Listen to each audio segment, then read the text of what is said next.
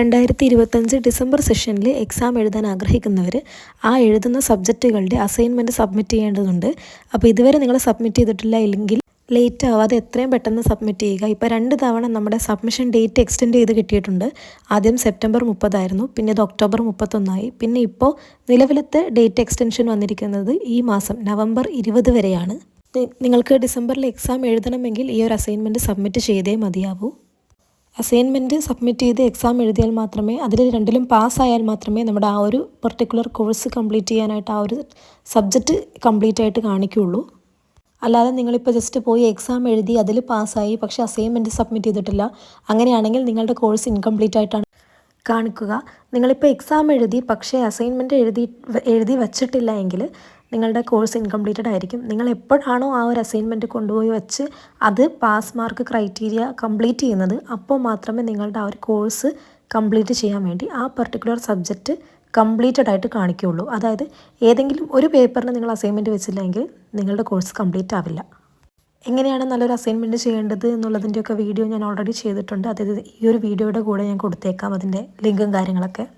അതുപോലെ നമുക്ക് നേരിട്ട് പോയിട്ടും അസൈൻമെൻറ്റ് നമ്മുടെ റീജിയണൽ സെൻറ്ററിൽ സബ്മിറ്റ് ചെയ്യാം. ശ്രദ്ധിക്കണം, നമ്മുടെ റീജിയണൽ സെൻറ്ററിലാണ് അസൈൻമെൻറ്റ്സ് സബ്മിറ്റ് ചെയ്യേണ്ടത്. ഒരിക്കലും നമ്മൾ എക്സാം എഴുതാൻ പോകുന്ന അല്ലെങ്കിൽ പോയിട്ടുള്ള എക്സാം സെൻറ്ററിൽ പോയിട്ട് സബ്മിറ്റ് ചെയ്യരുത്. എക്സാം സെൻറ്ററുകൾ എക്സാമിനേഷൻ എഴുതാൻ വേണ്ടി മാത്രമുള്ള സെൻറ്റേഴ്സാണ്. അല്ലാതെ നമ്മുടെ മറ്റൊരു ഇഗ്നോയുടെ കാര്യങ്ങളുമായിട്ട് അവിടെ ബന്ധമില്ല. അപ്പോൾ നമ്മുടെ എല്ലാ കാര്യങ്ങളും നമ്മുടെ റീജിയണൽ സെൻറ്ററിൽ നമ്മൾ റീജിയണൽ സെൻറ്ററായിട്ട് കൊടുത്ത സ്ഥലത്താണ് നമ്മൾ പോയി ചെയ്യേണ്ടത്. നേരിട്ട് വെക്കുമ്പോൾ നമുക്ക് അവർ നമ്മുടെ ആ ഒരു അക്നോളജ്മെൻറ്റ് സ്ലിപ്പിൽ നിന്ന് ഒരു ഭാഗം എടുത്തിട്ട് അതിൽ നമ്മൾ ഏതൊക്കെ സബ്മിറ്റ് ചെയ്തു എന്നൊക്കെ എഴുതി അവർ സീൽ വെച്ച് സൈൻ ചെയ്ത് തരും. അപ്പോൾ അത് നമ്മുടെ കയ്യിൽ നമ്മുടെ കോഴ്സ് കഴിയുന്നത് വരെ തന്നെ സൂക്ഷിക്കണം.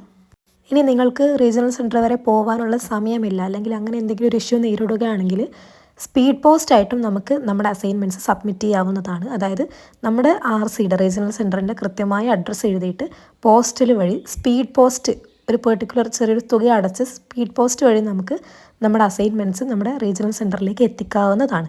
അതുപോലെ ഇത് രണ്ടുമല്ലാതെ ഓൺലൈനായിട്ട് നമുക്ക് നമ്മുടെ അസൈൻമെൻറ്റ് സബ്മിറ്റ് ചെയ്യാൻ സാധിക്കും. അതിനായിട്ട് ജസ്റ്റ് ചെയ്യേണ്ടത് എന്താണെന്ന് വെച്ചാൽ നിങ്ങളുടെ സ്റ്റഡി സെൻറ്ററിൻ്റെ പേരോടുകൂടി ഇഗ്നോ റീജിയണൽ സ്റ്റഡി സെൻറ്റർ എന്ന് പറഞ്ഞിട്ട് അടിച്ചു കൊടുക്കുക. അല്ലെങ്കിൽ ഇപ്പം ഒരു എക്സാമ്പിളായിട്ട് കൊച്ചി റീജിയണൽ സെൻറ്ററിനെ പറ്റിയിട്ടാണെങ്കിൽ ഇഗ്നോ റീജിയണൽ സെൻറ്റർ കൊച്ചിൻ എന്ന് പറഞ്ഞിട്ട് അടിച്ചു കൊടുത്താൽ ഇതുപോലൊരു പേജിലോട്ട് വരും. അതുപോലെ ഓരോ റീജിയണൽ സെൻറ്ററിനും ഇതുപോലെ ഒരു പേജ് അവൈലബിൾ ആയിരിക്കും. ഇവിടെ ഇപ്പം ഞാൻ കൊച്ചിൻ റീജിയണൽ സെൻറ്റർ എടുത്തു.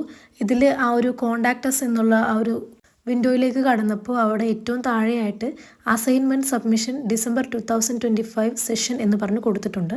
ഈ പച്ച കളറിൽ കൊടുത്തേക്കുന്നത് തന്നെയാണ്. അതിൽ ക്ലിക്ക് ചെയ്ത് കഴിഞ്ഞാൽ നമുക്ക് നമ്മുടെ ഓൺലൈനായിട്ട് അസൈൻമെൻറ്റ് സബ്മിറ്റ് ചെയ്യേണ്ട ഒരു ഫോം അവൈലബിൾ ആവും. അതിൽ പറയുന്നത് പോലെ കാര്യങ്ങൾ എൻ്റർ ചെയ്തിട്ട് നമ്മുടെ ആ ഒരു അസൈൻമെൻറ്റിൻ്റെ ആ ഒരു കോപ്പി അയച്ചു കൊടുക്കുകയാണ് വേണ്ടത്. അയച്ചു കൊടുക്കുന്ന PDF-ൻ്റെ ഒരു കോപ്പി നിങ്ങളുടെ കയ്യിലും ഉണ്ടായിരിക്കണം. അതുപോലെ ഈ ഒരു നിങ്ങളുടെ റീജിയണൽ സെൻറ്ററിനെ പറ്റി ബാക്കി കുറേ ഡീറ്റെയിൽസ് നമുക്ക് ഈ ഒരു പേജിൽ നിന്ന് അറിയാൻ പറ്റും. About us, programmes, students corner, news and events, photo gallery, അതുപോലെ തന്നെ ഇമ്പോർട്ടൻ്റ് ഇൻഫോർമേഷൻസ്, സ്റ്റഡി സെൻറ്റേഴ്സ്, ഈ വക കാര്യങ്ങളെ പറ്റിയുള്ള ഇൻഫോർമേഷൻസ് ഒക്കെ നമുക്ക് ആ പേജിൽ നിന്ന് ലഭ്യമാവും. ഇതുവരെ അസൈൻമെൻറ്റ് സബ്മിറ്റ് ചെയ്യാത്തവരാണെങ്കിൽ ഈ 2025 ഡിസംബറിൽ എക്സാം എഴുതി പാസ് ഔട്ട് ആവണമെന്ന് ആഗ്രഹിക്കുന്നവരാണെങ്കിൽ ഉറപ്പായിട്ടും അസൈൻമെൻറ്റ് എത്രയും പെട്ടെന്ന് സബ്മിറ്റ് ചെയ്യുക. അതുപോലെ തന്നെ ഡ്യൂ ഡേറ്റ് ആവാനും അടുത്തൊരു എക്സ്റ്റൻഷനും വേണ്ടി കാത്തിരിക്കരുത്.